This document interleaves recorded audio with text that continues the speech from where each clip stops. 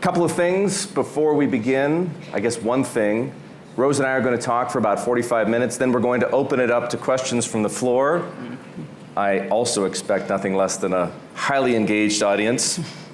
And I and the folks from Aspen here will do our best to evenly distribute the questions throughout the floor. I also feel compelled to begin with a little bit of personal disclosure. Talking to Rose is not like, for me anyway, interviewing Jamie Dimon. I am a Chase customer, but I have one Chase card in my wallet. I own an awful lot of Patagonia stuff. Since buying my first chinchilla fleece as a teenager in the mid-1980s, which I still have, I have amassed what my wife would probably call a ridiculous collection of clothing, ski wear, fly fishing gear, and luggage. In my head this morning, I counted 54 items, and I think I'm probably missing a few. So I asked myself, why? Why do I own so much of that stuff? It's obviously because Patagonia makes great products. It's also because Patagonia has the best guarantee in the business, and if you use the stuff, you value that a company that stands behind its products. But there's something else. I know that I was drawn to the brand and remain a loyal customer for another reason. Patagonia stands for something. A philosophy that begins with environmental protection and extends to fair trade, better labor standards, sustainable agriculture, energy conservation, and a whole lot more. In fact, Patagonia calls itself the activist company. And Rose, I feel like that's a good place for us to start. What does it mean to be the activist company? Well, I think that from the very beginnings of the company, and the company's been around for 46 years now, Yvon spent his life exploring wild places and adventuring in wild places. This is Yvon Chouinard, the founder. Yeah, and he wanted, like I think anyone who has an experience of awe and beauty when they're in the outdoors, he wanted to protect those places. And he was very much moved by a local action near our offices years ago, where a young environmental activist showed up to a town council meeting and started showing photos of the life in the river, because there's a developer wanting to channelize the river. And it was a very moving presentation, and they decided not to channelize the river. And I think Yvon got the idea that, activism really is the thing. Grassroots activism is the thing that will protect and conserve wild nature. And very little money, actually, less than 3% of philanthropy goes to environmental causes, which is kind of crazy because it's our planet. And Yvon felt that the best use of money was to grassroots activism. So the really small folks, protecting your local river or water supply or stream or mountain, and that's really how it got started. And then he started 1% for the planet, and we give 1% of our sales to grassroots environmental groups. And it's just grown from there. So, there's a lot of talk today about activist companies, but the reality is we've been involved in grassroots environmental activism for more than 30 years. So it's not really new to us. The political and the climate is different right now. There's more urgency, I think, because of what's going on with the climate crisis. But, it's always been a part of our DNA, I would say. Let's talk for a moment about that urgency. Your company's mission, evidently, to anyone who has a look at what Patagonia does and what Patagonia says, has taken on a new sense of urgency since the 2016 election. Why? Well, first, conservation has always been a very bipartisan thing. It's not a polarizing issue, really. Climate has become a polarizing issue, which I don't really understand because, if 99% of scientists agree with something, I'm going to go with that. I don't really understand why it's even up for debate. But I think that the thing that was the sort of the most shocking to us was this rollback of these designated monuments, and the Trump administration basically undid by executive order two national monuments, which has never been done in the history of the country. And it was the biggest elimination of public lands in history. And so we felt it was really important to be vocal about that. And we're actually suing the administration as a result. And so,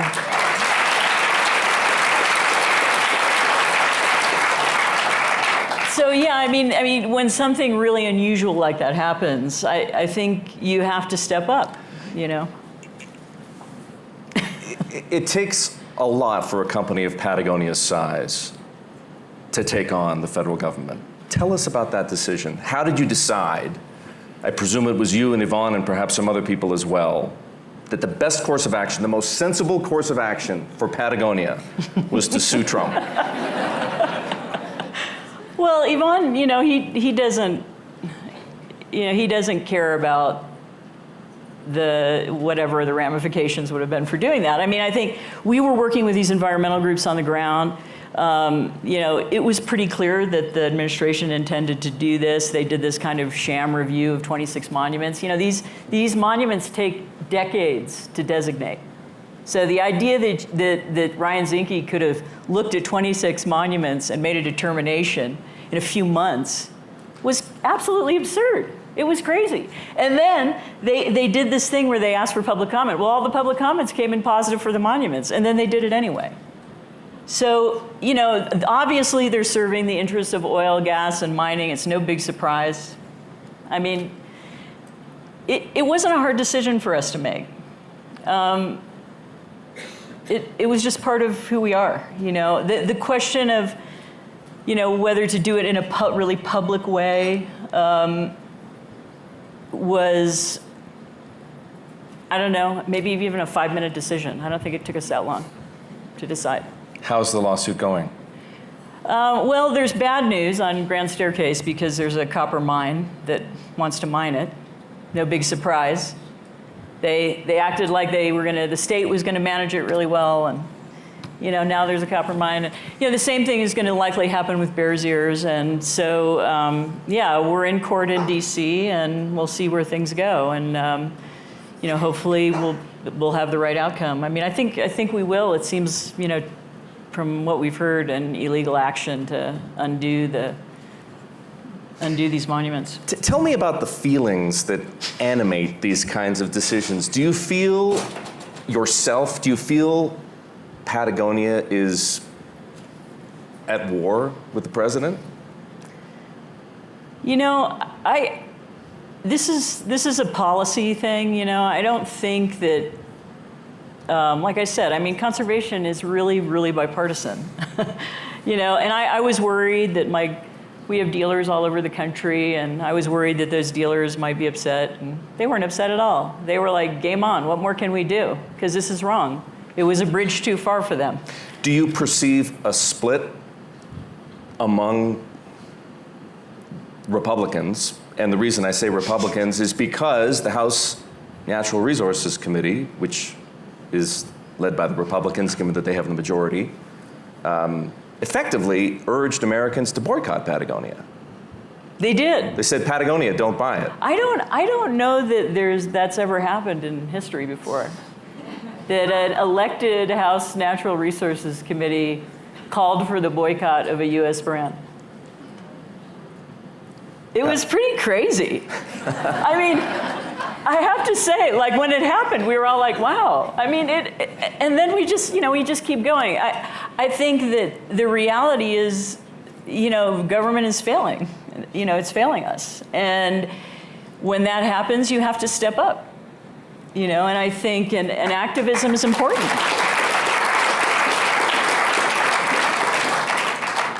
The title of this conversation, as you know, Rose, is Activism is Good Business. You believe activism is good business. Help us to understand why. Well, it hasn't hurt our business at all. We're going to have the best year ever this last year. And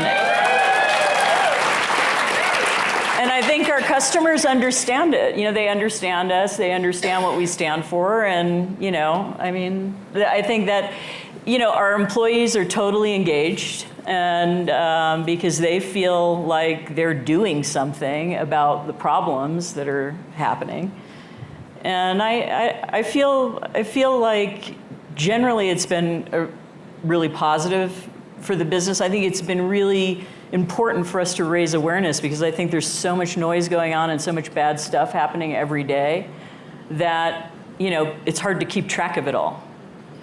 And so we're keeping track of public lands and the rollbacks that the EP administrator is doing right now.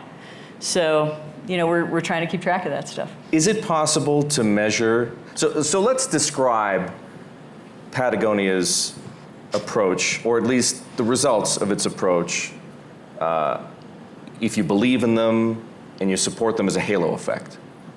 Is it possible to measure that halo effect?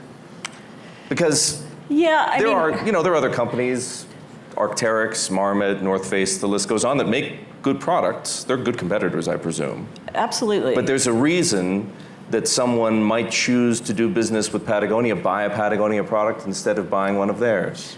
Well, after the election, we did this campaign where we gave away our sales for one day to environmental causes because we just felt like we had to. 100%. Yeah, 100% of our sales from that day. And I remember calling Yvonne and saying, I don't think it'll be a very big day. And the ticker kind of started going, and I started getting the call, well, it's twice what we thought it would be. Well, it's 3 times what we thought it would be. Well, it's 4 times what we thought it would be. And I'm starting to have a little bit of a heart palpitation because I'm realizing we're giving away $10 million that day. But we did it. And all of those customers, a lot of those customers were new to us because we didn't really make a big deal out of it, but it kind of went viral, like a lot of people started posting and talking about it. And a lot of those customers that came to us during that campaign who'd never bought a pair of, or anything from Patagonia have stuck with us, which I think is showing that people really want to shop brands that share their values or that they feel like are contributing in a way to society and to the environment that is meaningful. You perceive that?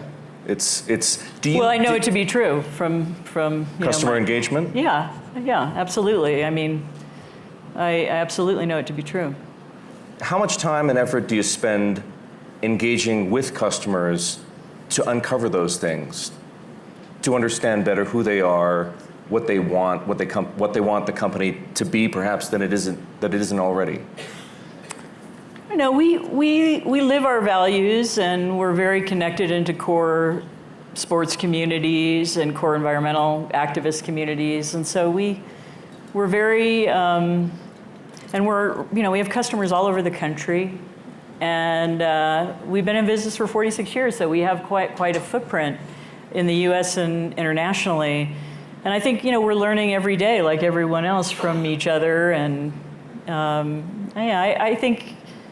We're a complicated, global, multi-channel business, but we all know what our values are. And I think it helps guide the company, and the company has a moral compass, and people can count on us to do the right thing and be transparent about it. Let's talk for a moment about the moral compass, the company's values, its standards, its principles. We've established that environmental activism and a few other things directly related to it are part of that equation, but it's an incomplete picture. Fill in the gaps.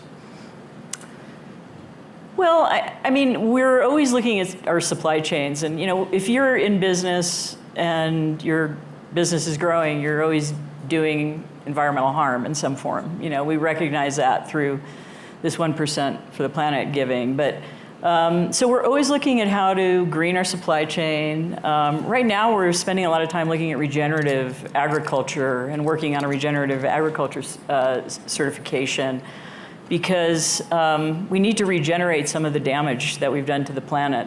And so business has to not just think about using things up and unlimited supply chains because we're now using the resources of 4 planets. So if everyone starts consuming the way the U.S. is consuming, then, we'd need 4 planets. Well, is that sustainable? It's not. I mean, so we have to be thinking about new supply chains. Eileen Fisher is here, and we just did a panel about reclaimed and recycled initiatives, and we work together on trying to work on our supply chains together. I mean, we've got to collaborate more because we're kind of at this urgent point for the planet right now. How do you do those things and remain competitive on cost at the same time? Well, investing in new supply chains is expensive. I mean, but it's also innovation. And I think if you stop innovating, then you don't have a brand anymore. I mean, then you're just living on incremental sales growth. So we invest a lot in innovation because that's really like the future of our product and the future of supply chain and commerce. And so to me, it pays in the long term. And I think Yvonne would say the same thing after 46 years. You're absolutely right, of course, that conservation and environmental protection shouldn't be a partisan issue, but it is. And I wonder about the polarizing effect that the company's positions have on your customers. Do you? Well, we're always willing to have conversations with our customers about what we think and why we think it, and we're super transparent about it. And we put our positions out on our blog or letters that we send to the government. We make, public for people to see. And so I feel like we're pretty straightforward about putting our position out. Some people are going to be mad and not want to buy our product because of our stance, and that's okay. How do you reach those people who might be tempted to think ill of Patagonia because of its political identity, let's say, but at the same time support many of the company's initiatives? I'm thinking hunters, for example. Well, I don't think, I think that they're deep conservationists too. Yeah, I think public lands and conservation still is a very bipartisan issue. I think it's politics that have, caused that House Resources Committee to do that. I think a lot of those guys are funded by oil and gas, and they were mad, and we were calling them out, and it's just the reality. And so I haven't experienced it that people are that, that upset or need to be brought along. I mean, they basically know where we stand, and they make a decision about whether they want to shop us or not. And most people, make that decision, and we respect that. Are you trying intently or perhaps quietly to turn customer affinity into customer activism? Well, it's interesting. We launched, because a lot of people after the election said, I really want to get more involved in environmental issues. How do we do it? And we had this 30 years of experience granting to grassroots environmental activism. And so I said, well, maybe we should make that just more available for people to see. And we built out this tool called Patagonia Action Works. And so our customers can go in and see locally the groups in their neighborhood that are defending air, water, and soil or public lands. And there's a lot of people that are using that, we're finding, that aren't our customers, but are interested in environmental activism. So I think that's really cool. However someone wants to enter the brand, whether it's through product, whether it's through sport, whether it's through activism, whether it's through whatever, I think there are all kinds of ways to enter the brand and experience it and get to know it. And that, to me, that's just part of having a great brand, and it's not really a political issue or not a political issue or whatever. The Trump administration is colliding with companies in other ways. We know it in the past few days. Harley-Davidson has announced that it's going to have to move some production overseas because the tariffs imposed by the European Union would hit the company to the extent of $100 million. Perhaps some of you read the Washington Post story about the nail manufacturer in the South that's closing by September because it can no longer buy Mexican steel at the same price as it used to, costing some 500 jobs. I wonder, in that context, do any of the announcements the Trump administration has made about tariffs, or any of the retaliatory tariffs that the Chinese and the Europeans and the Canadians and the Mexicans and others have announced, pose risks to Patagonia's own supply chain, or perhaps even your bottom line? We haven't seen it. It's probably because we make apparel, and the president's daughter makes apparel. It's just a guess, but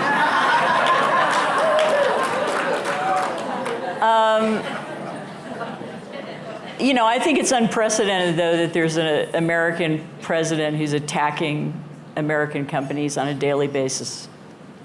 And I think companies need to stand up more about that, because it's wrong. It's wrong.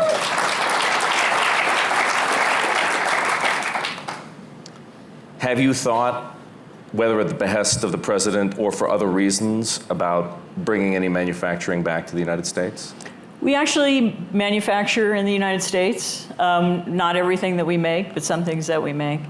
It's become cost non-competitive to manufacture outside the United States on certain product lines. That's just the reality of having a competitive business. And I think that's true of almost everyone making apparel for the most part. You mentioned earlier that regenerative agriculture is a big push for Patagonia because, for the reasons that you cited. Where else would you say the company is playing a decidedly activist role? Well, like this year, we're asking other companies to join us in giving their employees some time off to vote the midterms. Because that's been a long-standing practice and policy at Patagonia. Yeah, right? We haven't been.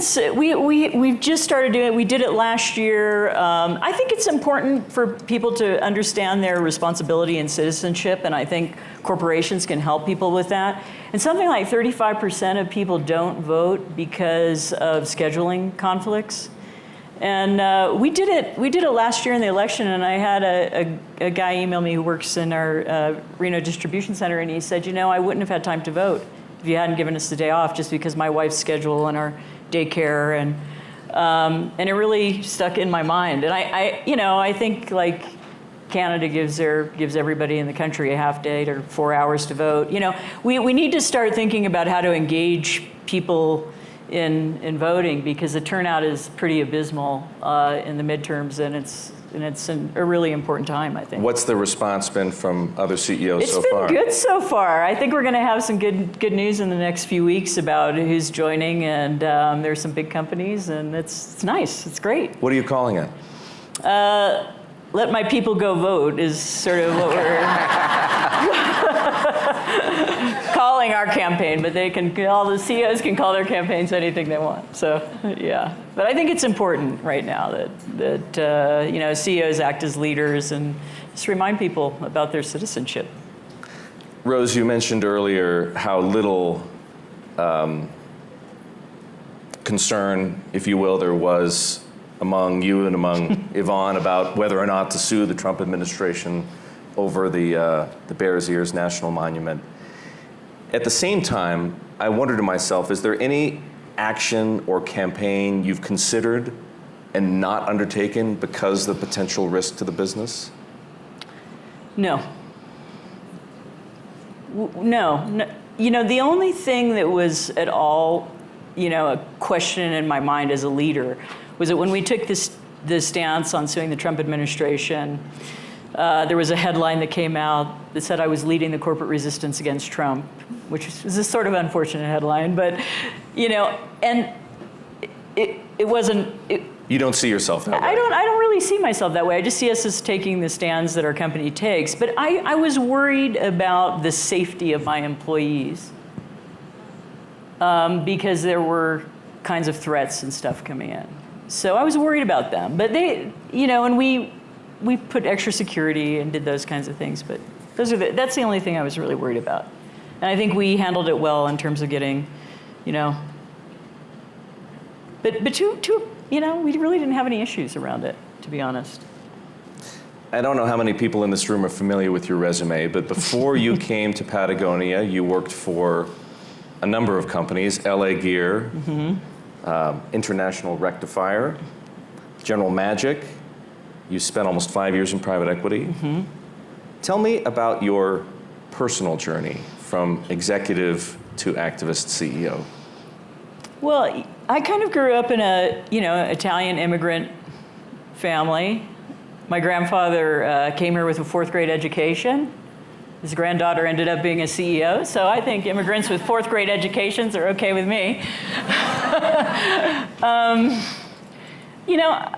So I just, I worked hard to get where I was. And then at a certain point I was feeling like, God, I'm just, especially when I was working as a CFO of a public company, you sort of start to see that like, what you're doing is like these quarterly marches to earnings per share. And most of the time it's bad for business, and it's bad for your employees, and it's bad for the planet. And I started to have like a cognitive dissonance about what I was doing and whether it was really good and whether I was really doing anything good for the world. And part of it's the structure, like the quarterly earnings thing is like killing the planet, right? It assumes that there's going to be unlimited growth, and there isn't. There's going to be a point at which all the resources are used up. And so it was a, kind of a personal reflection point for me about what am I going to do, and I took a break and I took some time off, and You became a Buddhist? I was studying Buddhism years before that, but my sort of, my spiritual life and my home life was colliding with what I was doing in business. And then I started working in private equity, and it's even worse, because then you're marching to the 5-year exit where the shareholders make a bunch of money, and it's like, that's okay for those shareholders that make a bunch of money. And I love capitalism. I think capitalism is great. I just think capitalism needs to evolve. Like, it hasn't evolved, and the world has changed. And, the resources are limited. And we need to be more inventive and imaginative about what is capitalism and how can it serve people and the planet and not just a few financial shareholders. I think it's possible. Patagonia is a great model of it. We're totally competitive, financially competitive with our, with other retailers. So it's possible, it can be done.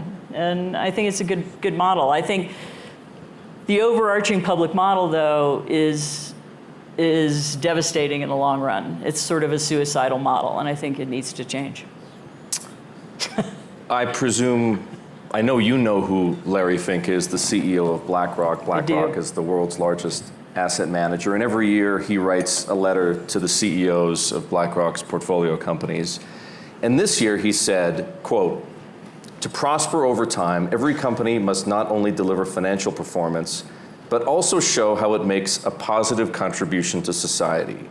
Companies must benefit all of their stakeholders, including shareholders, employees, customers, and the communities in which they operate." Is that the kind of thing you have in mind when you talk about capitalism evolving? Yeah, I do. I mean, I think the benefit corporation movement, I don't know if you guys know about that movement very much, but you should check it out, is a good start. It provides a sort of legal structure for that. It is evolving, I think. And I think the customers that, especially the younger customers that we have, they expect, brands to provide some value to the world. And they're very suspect of brands that do not, or are just wreaking destruction and havoc on the world. And that's my experience of, just watching this kind of happen in real time. Does it get a bit lonely at times?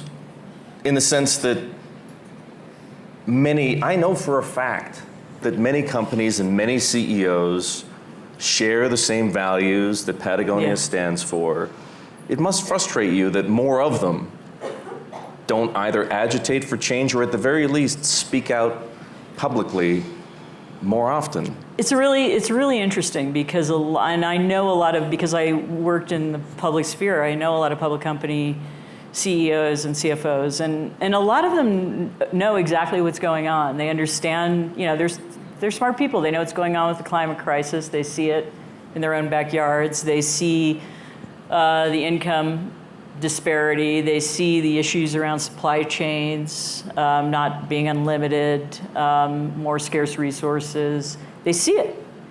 But they have financial shareholders that don't support them doing anything that's active. And if they do something that's active and something goes wrong in the business, that's the first thing they blame. And, you know, I've had friends lose jobs that way and things like that. But, you know, I think it's really the investor class that needs to change, because they're destroying the planet. I mean, they are. And I think the pressure has got to come from the customer. It's like the college students that, you know, that came together to make their, you know, annuities get out of fossil fuels, right? Like, they would never have done that otherwise. You know, they need the pressure. And that's why I think customers have a lot of power to vote with their dollar and vote for brands that they feel like are doing the right thing, and to not participate in brands. And then I also think there's going to be a lot of disruption, because a lot of the young people that I know are working on companies that understand that there's a climate crisis and are, you know, working on disruptive technology and that kind of thing. And if you're not paying attention to that stuff, then you're just going to get left behind. And you know, it's like when Toyota came out with the Prius, everyone was like, "Oh no, we have to like pay attention to electric cars." Well, you don't want to be like on the long end of that curve, I would say. I'm going to hazard a guess that a not insignificant percentage of the people in this room are investors. What would you have them do? Oh, well, I hope I didn't offend anyone. But I do think it's the investor class that needs to change, because I think that, you know, the reality is it's really about returns. Like, and this comes really from my background in finance. I mean, if you expect that you're going to invest and get a 500x return, and that's fair and that's right, I think that I'd be okay with less of a return and a better world.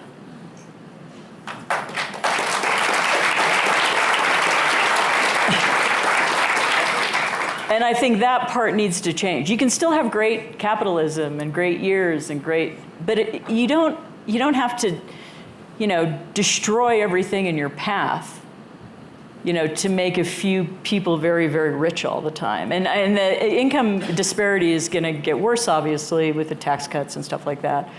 So, you know, we're going into what I think is going to be a very challenging time. And investors need to recognize, A, that there's a problem, that we are using, you know, resources of multiple planets, that we are in a climate crisis, and, you know, accept the actual fact of science, that the climate is radically changing. You just have to look at the amount of events that have happened in this last 12 months to see that we're facing some very serious issues. And, you know, however they want to frame it, risk is basically how people are framing it, right? Mm-hmm. I don't know that that's really the right frame. It's not a very exciting and inspiring frame to me. But I actually think that business could be the biggest agent for change in the world, in a positive way. And it takes more collaboration, I think, and more recognition that we are in the problem that we are in. Yeah. There are other companies fighting the good fight. Absolutely. Who are they? There's so many. I mean, there's the entire B Corp community. Who's that? Well, I mean, everyone that's a registered B Corp, I think, is thinking about these things. My partner in crime, Eileen Fisher, over there, we're working on things together. Stella McCartney, I think, is doing some cool stuff. There's all kinds of new innovative companies in our fashion and apparel world. You know, there's only a few right now, but hopefully there'll be more. Even the most principled companies, Rose, have to make compromises for the sake of the business. What are the most uncomfortable compromises you've had to make as CEO? Oh God, I feel like I make uncomfortable compromises every day, but I don't know. It's always hard when you are building supply chains and they they work or they don't work, and you invest in innovation and then the innovation fails. I mean, those are kind of the hardest decisions, which is like to pull out of innovations or to take a step back, and because you're affecting people or supply chains. Sometimes we have supply chains that just aren't passing our audits or something like that, and they're earnest, good people, but then we have to pull out of them. I mean, it's those are the kinds of things that I find difficult, difficult decisions, I guess. As far as the business is concerned, and I know that values and principles and the business at Patagonia are very much intertwined, as you've explained, but if we isolate business from those things, what are you focused on most right now? What are your priorities? Well, we're really focused on regenerative agriculture because I said it has a regenerative quality to the earth. We've been in organic cotton for more than 20 years, and chemical cotton, which probably a lot of people are wearing in this room, is one of the most pesticide-ridden crops in the world. It probably has a lot to do with the pollinator decline and all of that. So we're looking at both bio-based alternatives to synthetics, less chemically laden, synthetic products. We're looking at microplastics. That's a big issue. So yeah, we've kind of got a lot of priorities around really just greening our supply chain more. And there's trade-offs between durability, because a lot of our product is, athlete driven and things like that. There are trade-offs between durability and, environmental footprint. So, I think the biggest thing, and I hope that, gets thought about here, and we're also looking at re-commerce and, how to basically take care of our customer from end to end with their product, which we're doing, but I feel like there's still more to do there in terms of just educating the customer that the longer that you keep something in use, the better it is for the planet. That's the single most important thing that you can do as a person who buys clothing. So, most capitalists would find that antithetical, right? Buy less of our stuff. But I think that's just a reductive way to look at it. I do. I think that there's all kinds of interesting stuff in supply chain, and there's all kinds of really cool upcycled stuff going on, and yeah, we're that's going to be the supply chains of the future because there aren't going to be virgin materials around. So you got to get good at it.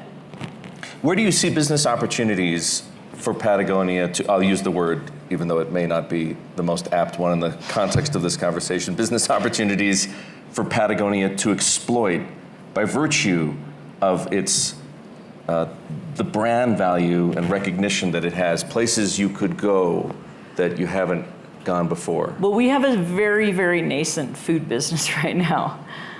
So we're working on this idea of, and it's called Patagonia Provisions, and we're working on this idea of regenerative food supply chains, because agriculture is one of the biggest contributors to climate crisis and global warming, and there's a lot of great supply chains out there. They're small, they're fully organic and regenerative and sustainable, and we want to kind of amplify them and help to grow them. I think that would have a really positive impact on the planet long term. Bears Ears is hardly the only environmental battleground in America today. Are you considering more action, legal or otherwise, against the federal government or perhaps other government entities?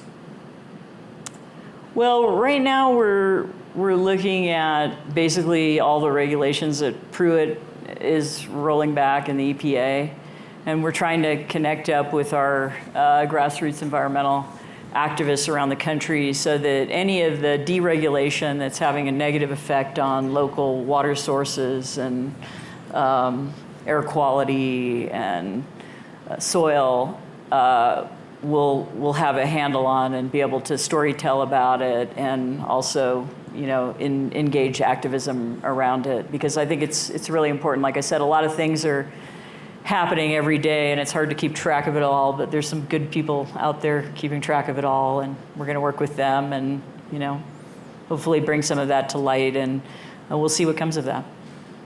If President Trump were sitting in the chair I'm sitting in right now, what would you tell him?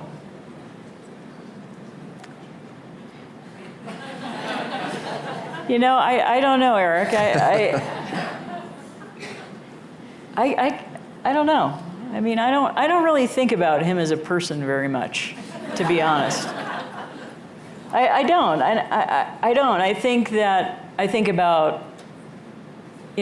about our water and our air and our soil and business, and I mean, I don't know. I don't know. I don't feel like I have a personal bone to pick with him. I don't. I mean, I think his policies are horrible, and they're bad for the environment. One last question for you before we open it up to the floor. It's a multiple choice question. More than anything else, the CEO of Patagonia must be A, independent, B, unorthodox, C, fearless, D, a little bit crazy. Definitely D.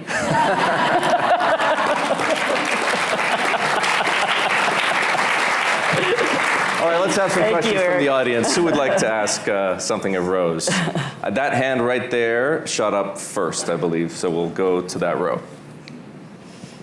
First of all, thank you and Patagonia for what you're doing. I appreciate it, and I'm sure everybody else here very much appreciates it.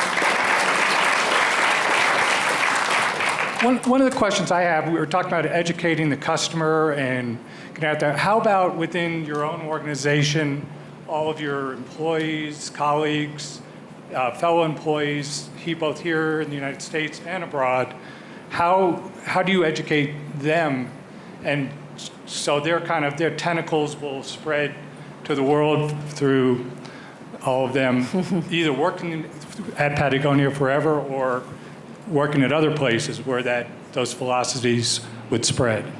Well, we have a really nice ecosystem of people, because we have a lot of people that have been there for a long time, and they kind of also help train the new people. We also have in our corporate offices and our distribution center on-site childcare. So we got the next generation right there, which is awesome. And most of the people that work for us share our values, and so it's very easy for people, and they're super knowledgeable, and they do environmental internships, so they go out and work for some of the NGOs that we fund, and they get involved in local environmental activism, and so it's not really hard to share. I mean, like a complicated issue like the public lands issue, we do. Corley over there does amazing communication to all of our teams and lets them, know all the talking points when a customer comes in, so they can have a good conversation with the customer about it and be knowledgeable about the issue and why we're doing what we're doing. And so it doesn't. I think it's more just a part of our DNA, and I try and just kind of communicate once a month with everybody about what we're doing, so they know, they hear from me directly. How about this side of the room? There we go. So you mentioned microplastics, and we all love our fleece. Yeah. What's Patagonia doing about that problem? Yeah, so we've done a bunch of studies. We've and pretty much any synthetic garment sheds that's made out of and actually natural fiber shed as well. But it's really the issue of breaking down. So we're working with some companies on the idea of home laundering and what to do around home laundering. We've put out a washing bag that collects the fibers. It's not the best solution, but it's a short-term solution until we get the That's a long road to hoe. Yeah, huh? It's a long road to hoe, but there's a lot of people thinking about it, working on it. I feel like we're going to have a good, we'll probably be talking about it soon in the next month or so, some good news about, partnership around that. And also, plastics in the ocean is a big deal. Actually, single-use plastics is the worst contributor to ocean plastics, and that's mostly related to food, like water bottles and packaging and food, which is about food safety. That's another area that really needs to be innovated in, because like really good innovation would solve that. It's like we just need to work on it. But yeah, we're all over that because we make a lot of fleece, and we're all over looking at how to also use natural fibers differently, and so. There were some more here. I'll leave it to you to decide. Thank you, Rose. I'm wondering, given what you said about the drive to quarterly profits, destroying business and planet and employees, is it possible for a publicly traded corporation to do the right thing in its current form, or would it have to adopt something like a benefit legal structure?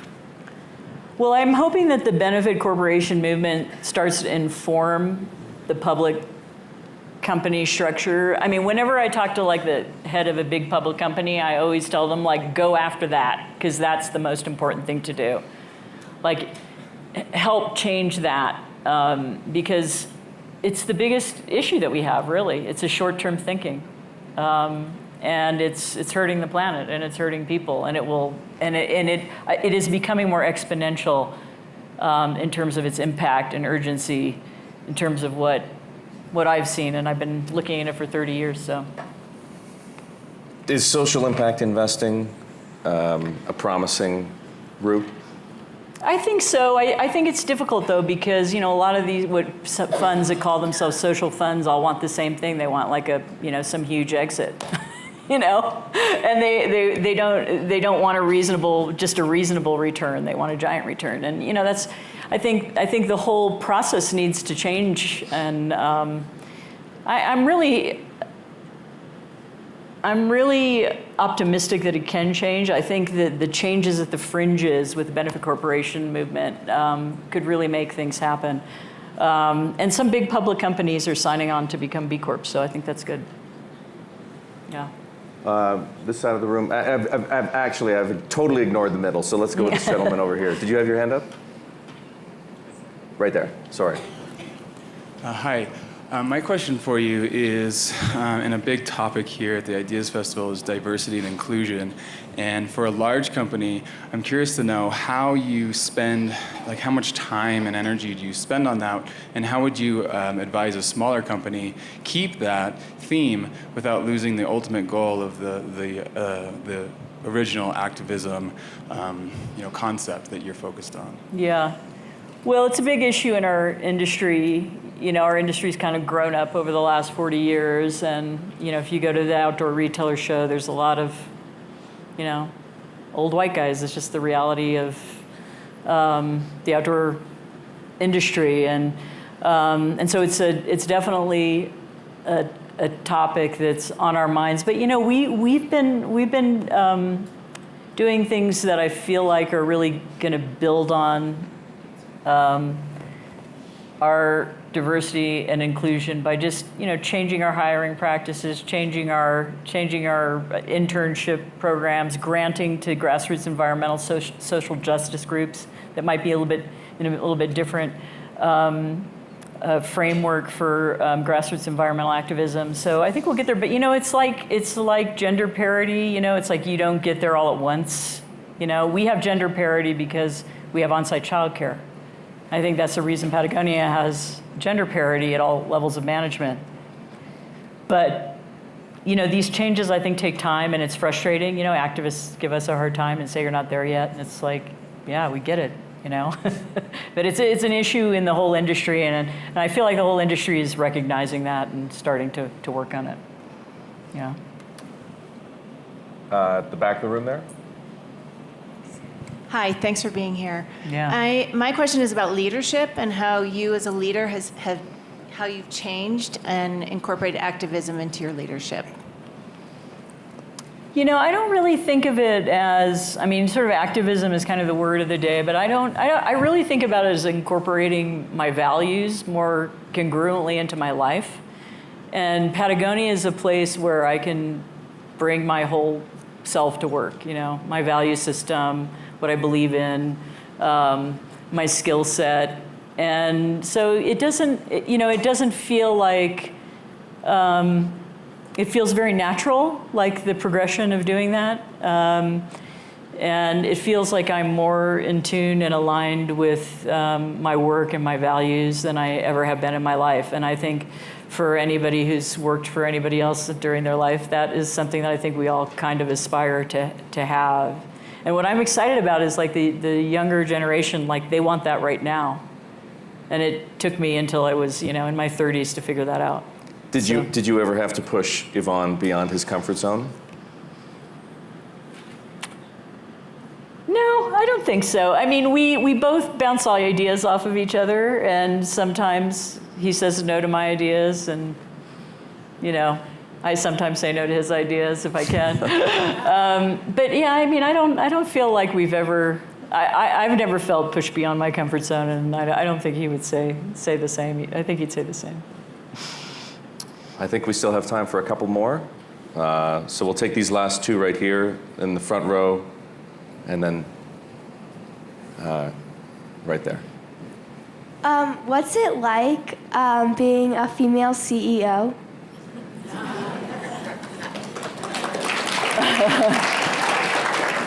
Well, I don't know what it would feel like to be a male CEO. But I have to say that like my only examples of being a CEO were male CEOs when I was, like going through my work career. And at a certain point when I became CEO, I realized that like I couldn't do that because that just wasn't me. And so I just had to be more myself. And the more that I was more myself, the better CEO I think I've been. So.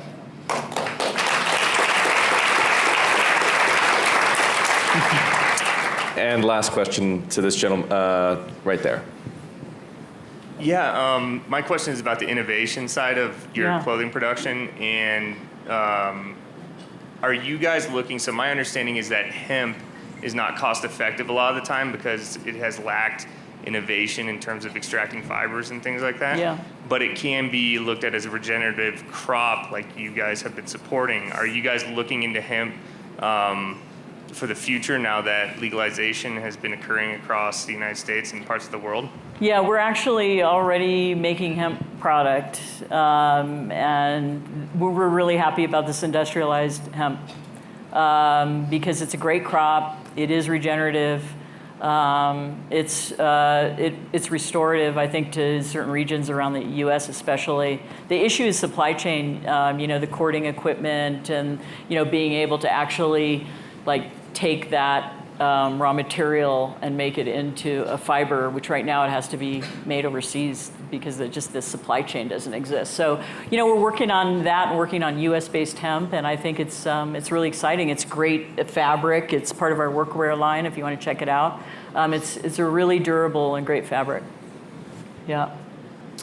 Rose, I think we started this conversation with a room full of people who loved your products, and I think we've concluded it with a room full of people who love your company for a whole lot more. Oh, thanks, Erik. Please join me in thanking Rose Marcario.